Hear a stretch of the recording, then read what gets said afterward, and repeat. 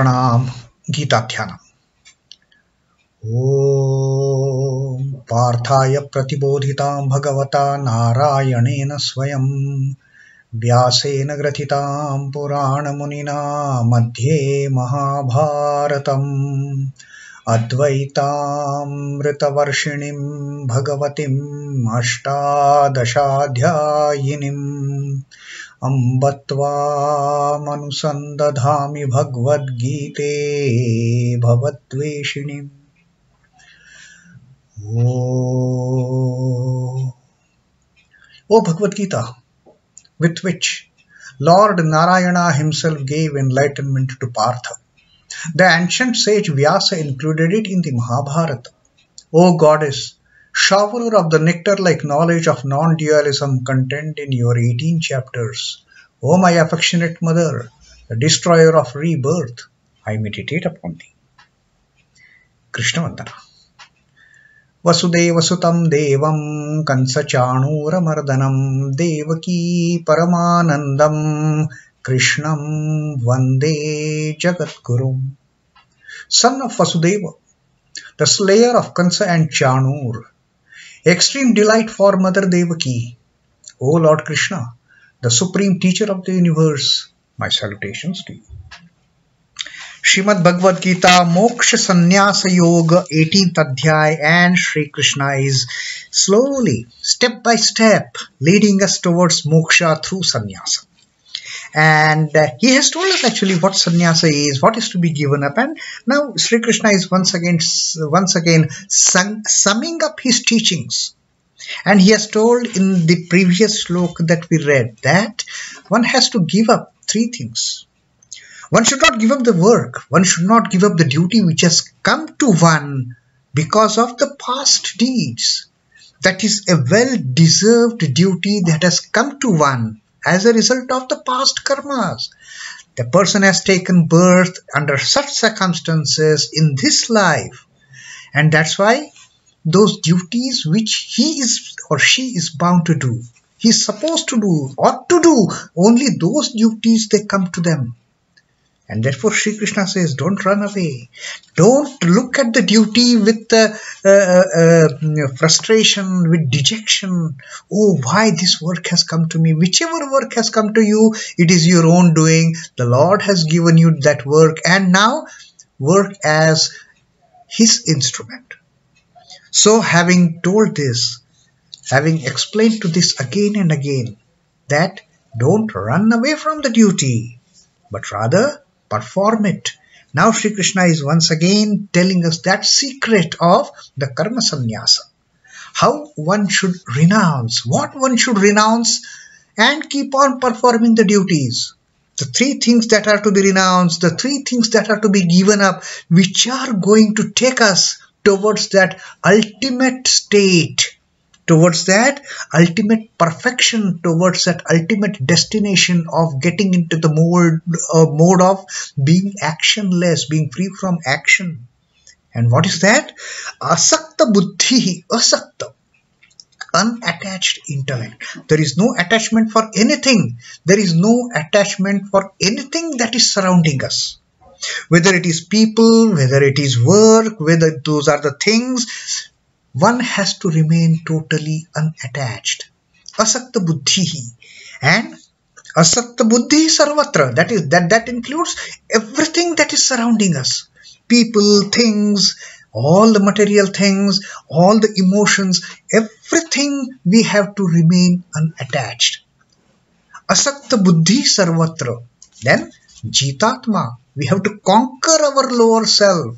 We have to conquer our senses. We have to conquer our mind. We have to go as per what intellect keeps on telling us.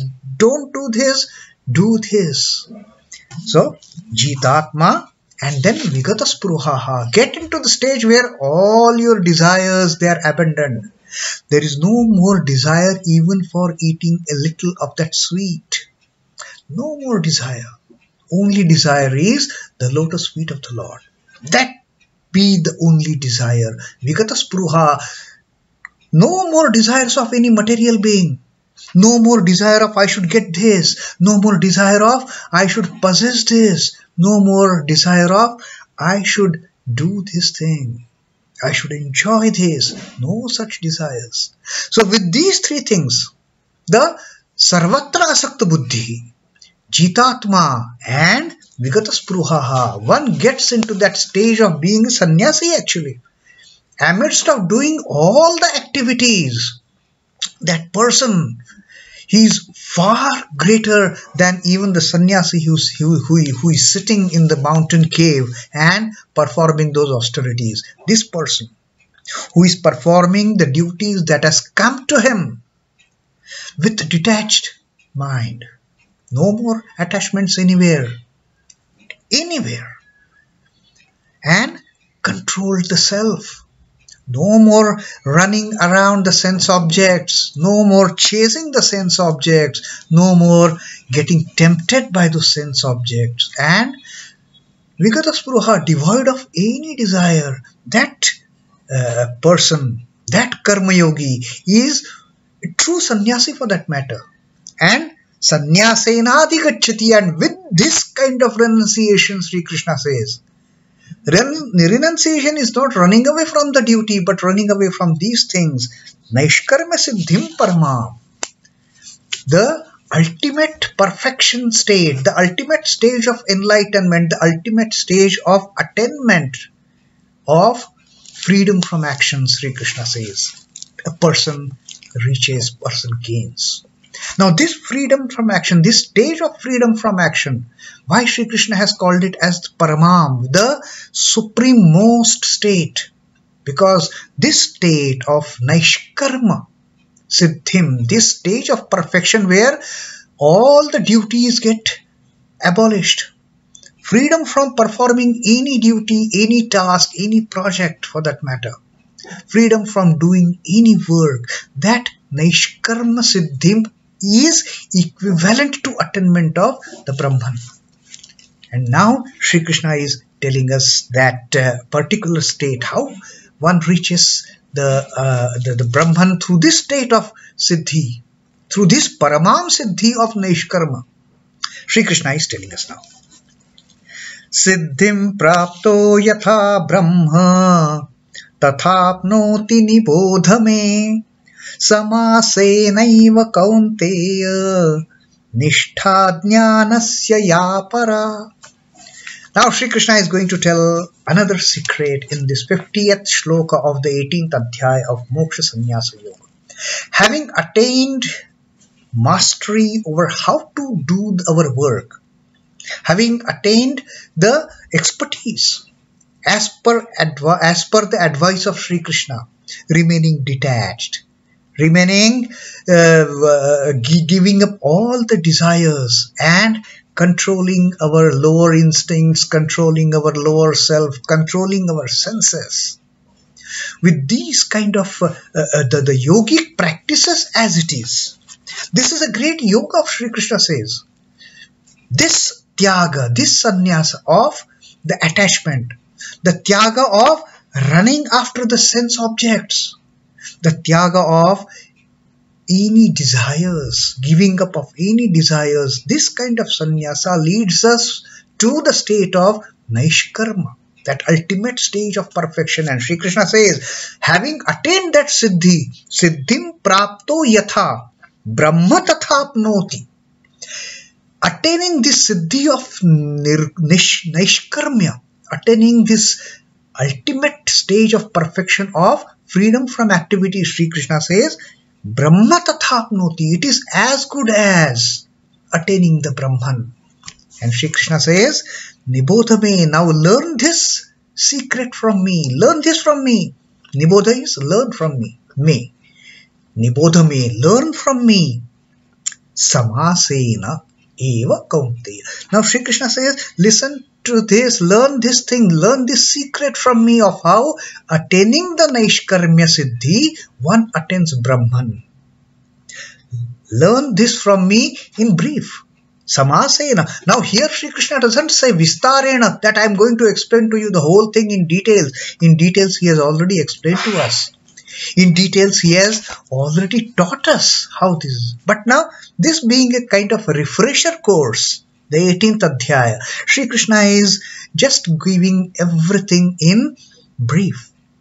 A summarized version of all his teachings earlier throughout the 17 Adhyayas, 17 chapters. Now, Sri Krishna is pinpointing that I am going to tell this secret in brief. Learn it from me in brief, that I am going to tell you.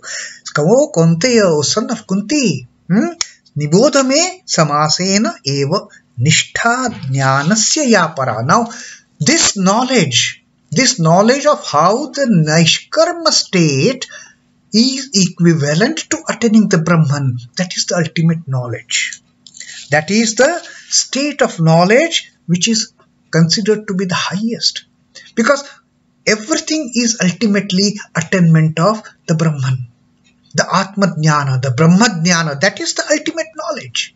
So Sri Krishna says that with this stage of Naishkarmya, with this state of the ultimate perfection of getting into the freedom from activities, getting oneself free from doing any activities as such, how one attains to the state of Brahman, which is the ultimate state of knowledge, which is our ultimate objective for that matter, which is our ultimate goal on this state of spirituality, on this state of liberation. Getting that Brahma Jnana, getting that Atma Jnana, that is the ultimate. And Sri Krishna says, I am going to tell this to you in a bit brief. Learn from me in brief, O Kaunteya, how reaching such a stage of perfection, of Naishkarmya, of getting freedom from any duty, getting freedom from performing any activity, the aspirant, that yogi, that sadhaka, that attains to Brahman, that supreme consummation of knowledge. That is the ultimate. Once one attains Brahma Jnana, once one attains oneness with the Brahman, once one reaches that stage of oneness with the Paramatman, that is the end of it, then the Jivatman has no more to come down. The Jivatman has to no more, there is no need for the Jivatman to take shelter in this physical sheath, in this physical body, because the Jivatman has finally found its ultimate goal, becoming one with the Brahman. And once that ultimate knowledge dawns, once that ultimate knowledge kindles, once that ultimate knowledge is sparkled, then there is no more coming back, there is no more repeated births and deaths. It is just the state of liberation, it is the state of moksha, it is the state of nirvana. And that is why Sri Krishna says, in this chapter I am going to tell it to you in brief. Siddhi or perfection is the state to attain which everything in nature is incessantly struggling. We are all struggling towards that stage of perfection. We may feel, okay, I am a very good person, that person is very bad. But no, even that bad person is struggling towards the stage of perfection. That rascal, that wretch, that evil person is also struggling towards that stage of perfection. Right now, that person is in that state because of the past karmas.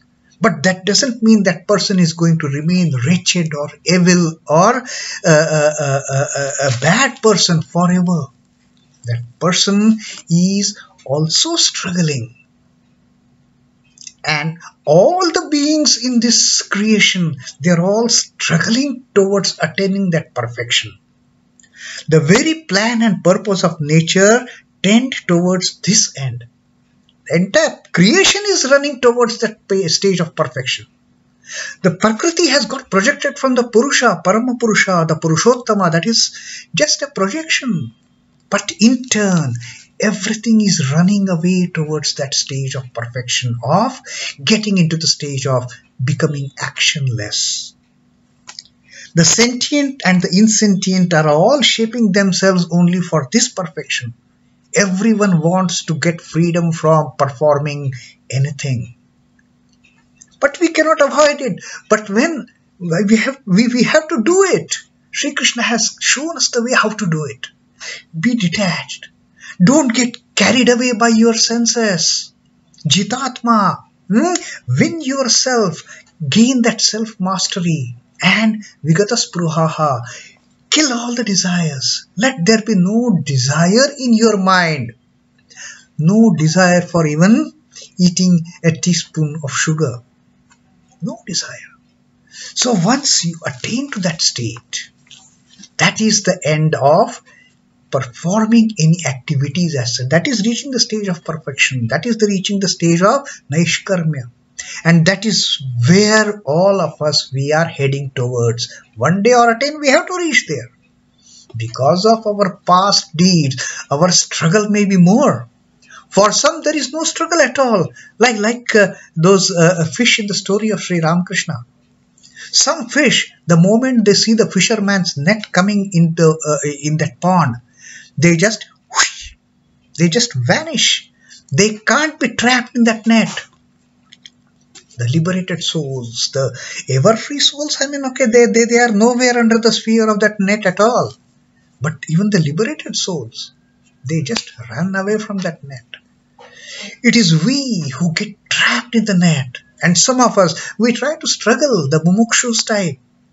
But that is not easy for all. We have to slog, birth after birth after birth.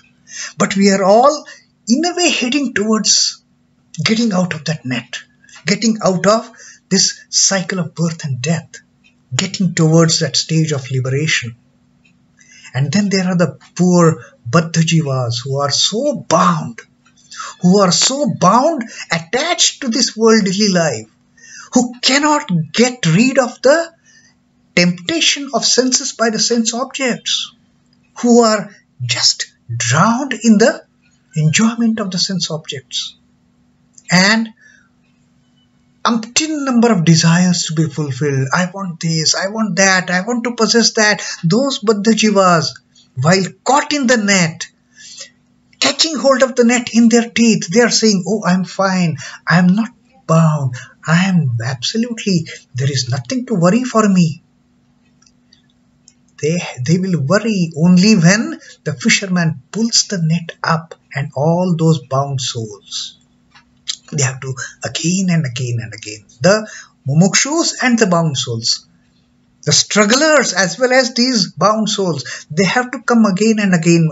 But the mumukshus, the strugglers, they have a chance to reach that stage of perfection earlier than these bound souls. So likewise, everything in this nature is proceeding ahead towards that stage. But when each being will reach that stage depends on the ability to adopt, ability to acquire these three renunciations that Sri Krishna has told us. Man delights in helping himself to a luscious apple. The perfection that this fruit has undergone is the cause of delight of man. We have so many desires, even that simple desire of there is an apple on the table. I want to eat it. That apple looks so delicious. It is so delicious. I must have that apple. Even that desire pulls a person down from attaining that stage of the param siddhiṁ. So ultimate objective is the practice of yoga that chisels the mind of all these angularities. It gets rid of all the attachments. It gets rid the practice of yoga that gets rid of senses getting tempted by the sense objects, and the practice of yoga that helps us in getting rid of all the desires, being a desireless person, as taught by Ma Sharada. That practice of yoga shapes a person into perfection. We have to constantly practice. Abhyasa, abhyasa, abhyasa. That is what Sri Krishna has told us.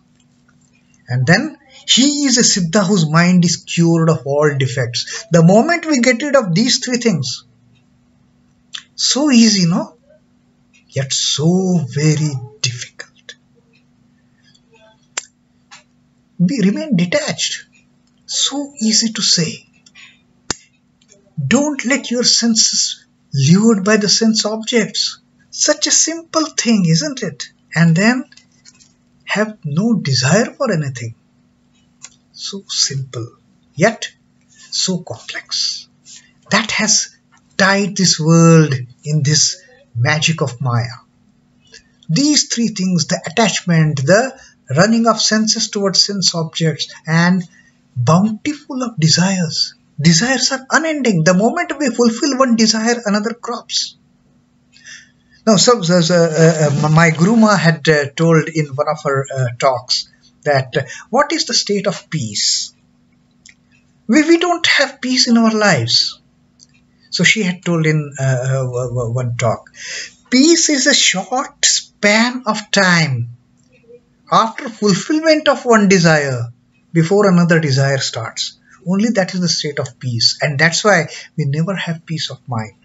The moment we complete one desire, the moment we attain to one desire, there is a very short span of time where there is no desire in your mind. That is the state of peace, but that is so short-lived, because as soon as we fulfill one desire, another desire is just waiting there, waiting there to take its place, and all our peace is gone, all that shanti is gone, and we are once again into that doldrum of do this, towards fulfilling that desire, not with the intention of remaining unattached, not with the intention of keeping our senses off the sense objects, not with the intention of attaining that self-mastery, but at the intention of fulfilling those desires. And that is where we fail. And Sri Krishna again and again is telling. Now here he has told that I am going to tell you in brief, my dear fellow, my Kaunteya, my dear son of Kunti. I am going to tell this in brief, that how attaining the state of perfection is as equal as attaining the Brahman, that ultimate state of consummation of all knowledge. Beyond that there is no knowledge. Beyond that there is no enjoyment. Beyond that there is no task as such. There is no karma as such. That is the ultimate stage. And we will listen to that Sri Krishna's teaching in the subsequent verses that are going to come. Till then, Om Namo Bhagavate Vasudevaya. Sri Krishna Arpanamastu. Jai Sri Ramakrishna. Jai Thakur. Jai Ma. Jai Swamiji.